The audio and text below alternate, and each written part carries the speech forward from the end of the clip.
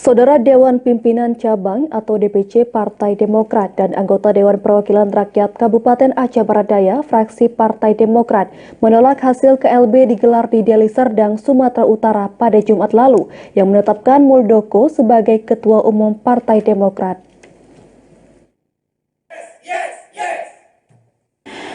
Dengan tegas, mereka menolak Kongres Luar Biasa atau KLB yang digelar di Deli Serdang, Sumatera Utara, yang menetapkan Muldoko sebagai Ketua Umum Partai Demokrat.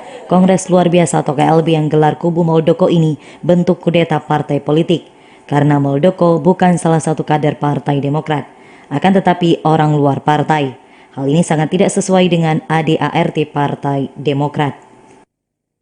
Menolak dengan tegas dan menyatakan sikap tetap mendukung Ketua Umum yang sah Agus Harimurti Yudhoyono. Jadi tidak ada khilafiah.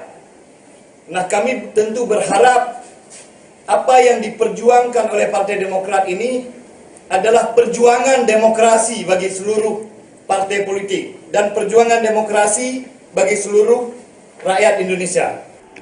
Ketua DPC Partai Demokrat Aceh Barat Daya, Romi Syahputra, menyatakan dukungan penuh dan setia kepada Ketua Umum Partai Demokrat yang sah, yaitu Agus Harimurti Yudhoyono.